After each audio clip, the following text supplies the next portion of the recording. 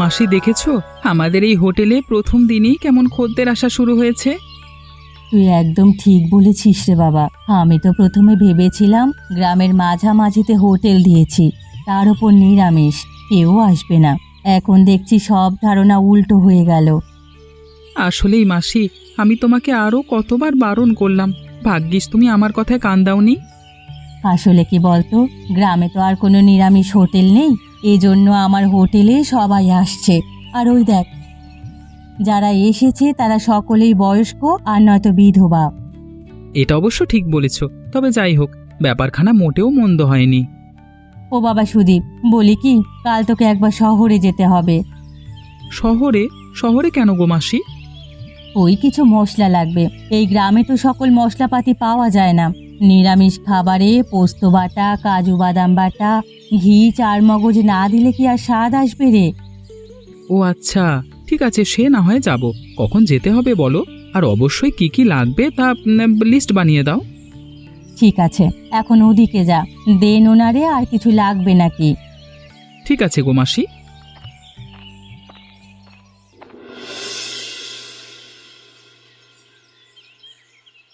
বাবা, ও বাবা, কই গেলে?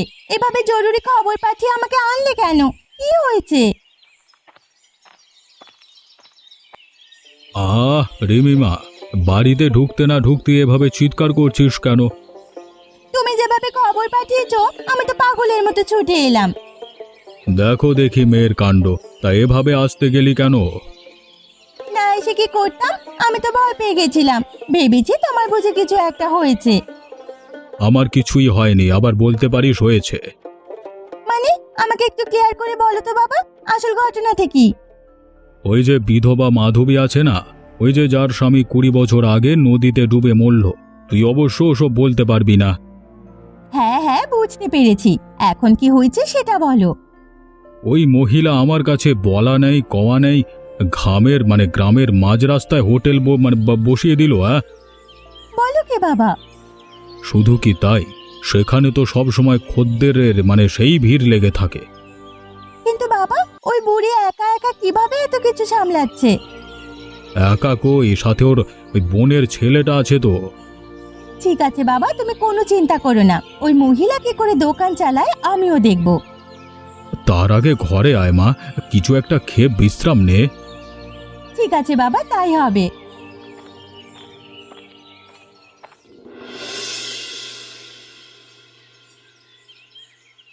হ্যাঁ গো, তোমার শরীরটা এখন কেমন লাগছে? তুমি তুমি কে? সে কি, আমি শিবানী, তোমার স্ত্রী। আমাকে চিনতে পারছো না? শিবানী? কিন্তু আমার স্ত্রীর নাম তো মাধবী, আর আমি এখানে কি করে এলাম? তুমি এসব কি বলছো? আমি তো কিছুই বুঝতে পারছি না। দাঁড়াও দাঁড়াও, আমার মাথাটা কেমন করছে। তুমি শিবানী, হরিপদ বাবার মেয়ে? বাবা আমাকে উদ্ধার করে আনেন, তারপরে এখানে আশ্রয় দেন, তারপরে তোমার আমার বিয়ে হয়। হ্যাঁ হ্যাঁ, এই তো তোমার সবকিছু মনে পড়ছে, কিন্তু মাধবী, মাধবী কে? মাধবী আমার স্ত্রী, আমার গ্রামে একটা সংসার আছে। কি? তাহলে তুমি সেটা আমাকে আগে বলনি কেন? আগে কি করে বলতাম শিবানী, আমার যে আগের কোনো কথাই মনে ছিল না। আজকে হঠাৎ করে সমস্তটা কেমন চোখের সামনে ভেসে উঠলো। আমি জানি না আমার মাধবী কেমন আছে এখন। যার সাথে এতগুলো বছর কোনো যোগাযোগ নেই, তার কথা ভেবে কষ্ট পেয়ে এখন আর কি হবে বলো? আমাকে গ্রামে যেতে হবে, আমার মাধবীর খোঁজ নিতে হবে, তাছাড়া যে আমার ওর প্রতি বিরাট অবিচার করা হবে শিবানী।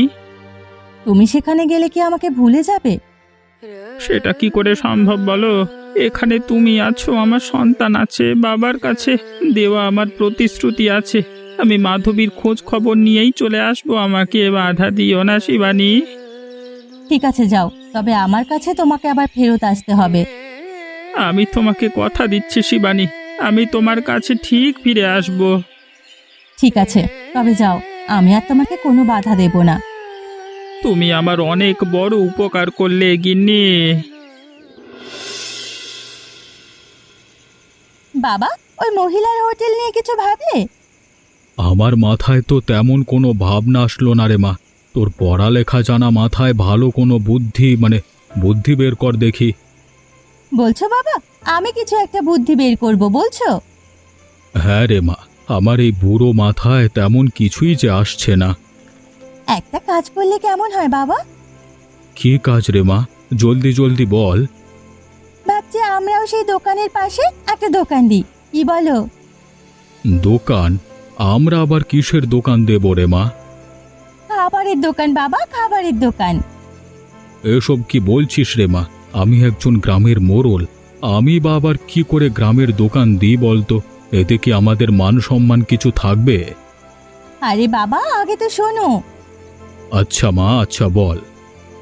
আমরা গ্রামের কোনো একজন লোককে এই দোকানটা করতে দেব। এতে আমাদের দোকানে যে লাভ হবে তার কিছু অংশ তাকে দেব। এতে মাধবীর কি ক্ষতি হবে? আমি আসলে কিছুই বুঝতে পারছি না। আমাদের এই দোকানটা হবে আমিষ মাংস ভাতের দোকান। এখন তুমি বলো বাবা, কোনো নিরামিষ ভোজে মানুষ খেতে এসে যদি আমিষের গন্ধ পায়, সে কি আর সেই দোকানে খেতে যাবে? বাহ, দারুণ বুদ্ধি তো। তোর মাথায় এসব বুদ্ধি কিভাবে এলো রে মা? এলো বাবা এলো। এখন তুমি বলো আমাদের এই দোকানটা কবে চালু হচ্ছে? শুভ কাজে দেরি কিসের? দুদিন পর থেকেই শুরু হচ্ছে। তাহলে আমি দিন গুনতে শুরু করি। ঠিক আছে রে মা, ঠিক আছে। মাধবী, মাধবী তুমি কেমন আছো? আমাকে কি তুমি ভুলে গেছো মাধবী? হে কি তুমি? তুমি এতদিন পর কোত্থেকে আসলে? আমি তো জানতাম তুমি। আমি মরে গেছি তাই তো। এতদিন পর তুমি কেন আসলে? বিশ্বাস করো মাধবী, আমি বিশাল বড় বিপদে পড়েছিলাম। আমাকে একজন মৃত্যুর হাত থেকে বাঁচিয়ে তার বাড়িতে আশ্রয় দিয়েছিল। তোমার এইসব কথা আমার শুনতে ইচ্ছে করছে না। তুমি যেখান থেকে এসেছিলে সেখানেই চলে যাও। আমার অনেক কাজ পড়ে আছে, আমাকে যেতে হবে। মাধবী, আমাকে তুমি এভাবে তাড়িয়ে দিও না। বিশ্বাস করো মাধবী, আমি একটা কথাও মিথ্যে বলছি না। এতগুলো বছর আমি নিজের জ্ঞানে ছিলাম না। ঠিক আছে, তুমি ঘরে গিয়ে বসো।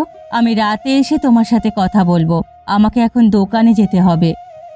ঠিক আছে মাধবী, আমি তোমার জন্য ঘরে অপেক্ষা করছি। তুমি যখন আসবে আমি তখনই তোমার সাথে কথা বলবো। ঠিক আছে, তুমি ঘরে যাও। মাসি, ও মাসি, শিগগিরই দোকানে চলো। কি কাণ্ড ঘটে গেছে গো! কিরে বাবা, কি হয়েছে? এভাবে চিৎকার করছিস কেন? আমাদের দোকানের সাথেই একজন দোকান দিয়েছে। একদম আমাদের দোকানের সাথে লাগিয়ে দোকান দিয়েছে। বলিস কিরে? চল তো শিগগির চল। চলো চলো মাসি, চলো। দেখেছো বাবা, নিতাই কাকার দোকানটা কত সুন্দরভাবে চালু হয়েছে। হ্যাঁ রে মা, আসলেই দোকানটা অনেক সুন্দর হয়েছে। বলি কি মোড়ল মশাই, এসব মিথ্যে গল্প সাজালেই কি সত্যিটা মিথ্যে হয়ে যাবে? মিথ্যে? কিসের মিথ্যে সাজিয়েছি রে ছোকরা? এই যে বলছেন নিতাইয়ের দোকান, আদতে এটা তো নিতাইয়ের না, আপনার নিজের দোকান এটা। বাজে বকিস না হে ছোকরা। বেশি বাড়লে তোর অবস্থা এমন করব যে আর কথা বলবার অবস্থাতেও থাকবি না। এছাড়া আর কি বা পারবেন আপনি? সেই সময় ধরেই তো এসব মারামারি খুন এসবই করে আসছেন। আর কত মুরুল মশাই? এই মহিলা, এই একদম মিথ্যে বলবি না। আপনি কি ভেবেছেন এখানে দোকান দিলেই আমাদের দোকান বন্ধ করে দিয়ে পালিয়ে যাব? সে গুড়ে বালি। দোকানে খদ্দের তো আগে আসুক। আগে নিজের দোকান নিয়ে ভাবুন মুরুল মশাই। আমার দোকানে খদ্দের আসলো কি আসলো না সেটা না হয় আপনি নাই বা ভাবলেন। ঠিক আছে, সে সময় সব কথা বলবে। মাসি, আমার মনে হচ্ছে এই মোড়ল আর তার কুটনি মেয়েটা কোনো চাল চেলেছে। তা না হলে এরা এভাবে হাসছে কেন? আমারও তাই মনে হচ্ছে রে সুদীপ, কিন্তু আপাতত আমাদের কিছু করার নেই। হ্যাঁ গো মাসি, তাহলে এখন কি করব? আজকের মতো দোকান বন্ধ করে ফেল। আমিও বাড়ির দিকে যাই। আর যে খাবারগুলো বেঁচে গেছে সেগুলো বাড়িতে নিয়ে আসিস। ঠিক আছে গো মাসি, তুমি বাড়িতে যাও।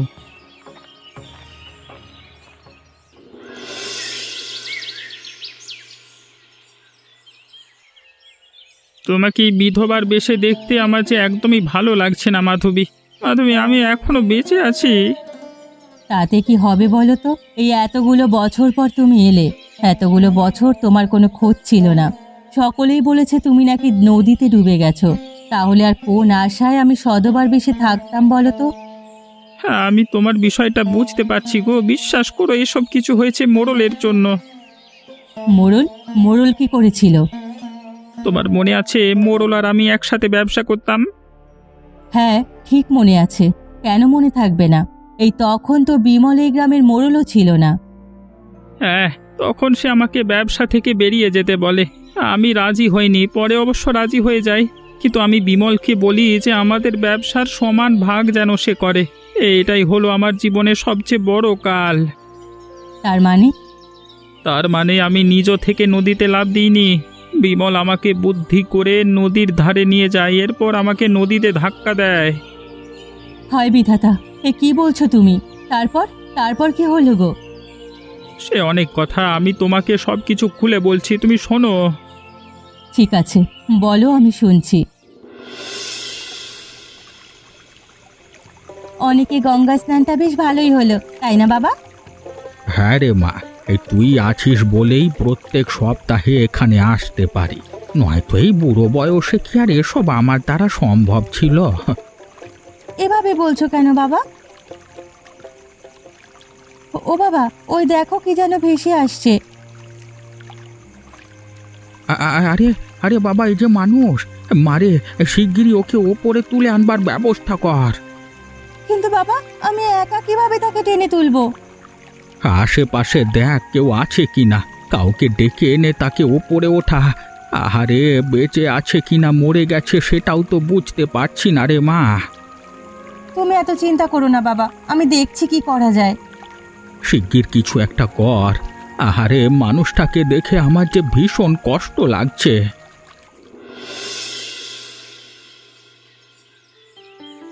এখন তোমার কেমন লাগছে বাবা?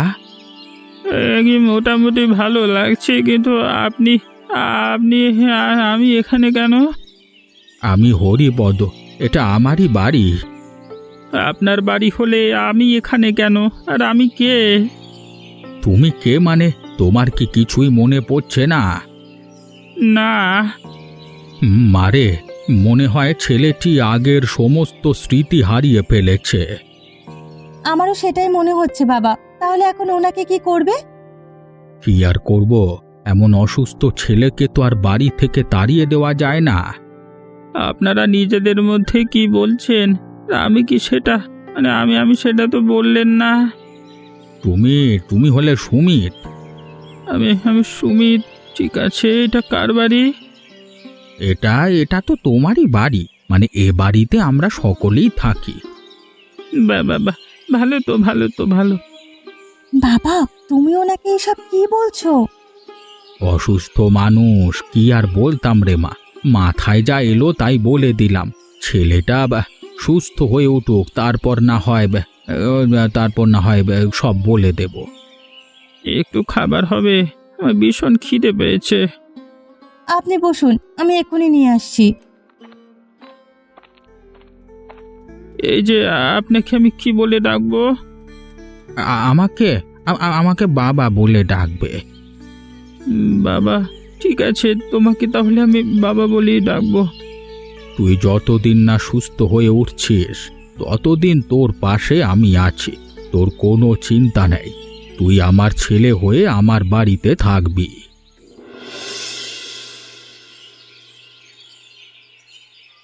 বাবা, আমার সময় শেষ হয়ে এসেছে, আমি আর বাঁচব না বাবা। তোমরা আমাকে নিয়ে আর ভেবো না। তুমি এসব কি বলছো বাবা? তোমার কিচ্ছু হবে না। আমাকে সব সান্ত্বনা দিয়ে কিছু হবে না সঞ্জয়।